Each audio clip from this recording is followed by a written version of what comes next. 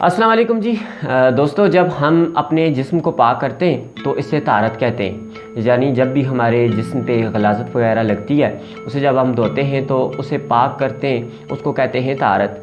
जब हम अपने दौलत को, अपने माल को पाक करते हैं तो उसे ज़कात कहते हैं। और इसी तरह मैं आपको ये बताऊं कि जब हम अपने ख़यालात को, अपने ख्वाहिशात को, अपनी सोच को, अपने इरादे को पाक करते हैं तो इसे तज़किया कहते हैं। तो मैं यहाँ पे आप लोगों से ये अर्ज़ करूँगा कि इस रमज़ान में सिर्फ़ और सिर्फ ये कर लें कि अपने ख़यालात को, अपनी ख्वाहिशात को, अपने इरादों को, अपनी सोच को पाक कर लें।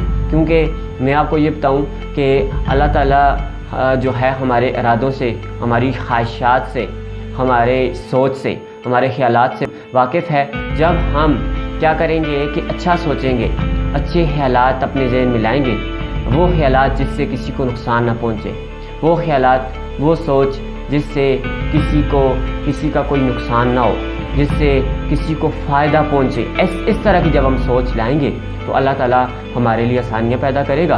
तो मैं आज आपसे ये कहना चाहूँगा कि इस रमज़ान में सबसे ज़्यादा हमें जिस चीज़ की ज़रूरत है वो यही है कि हम अपने ख़यालात को, अपनी सोच को, अपने इरादे को, अपनी ख्वाहिशात को पाक कर लें, ताकि जब हम अपने ख्वाहिशात, अपने इरादों को पाक करेंगे फिर अल्लाह ताला हमारे साथ होगा। हम जो कुछ करना चाहेंगे अल्लाह उसमें हमारी मदद करेगा। यहाँ पे एक छोटी सी बात मैं आपको ये कहूँगा कि अल्लाह ताला माफ़ करे कि हमारे माशरे में, हमारी इस दुनिया में बहुत ज़्यादा तादाद ऐसी है जिसका काम सिर्फ़ और सिर्फ ये सोचना है कि हमने दूसरों को ज़लील कैसे करना है, और सिर्फ ये सोचते हैं कि हमने किसी को नुकसान कैसे पहुंचाना है, ये सोचते हैं कि हमने किसी को रुस्वा कैसे करना है।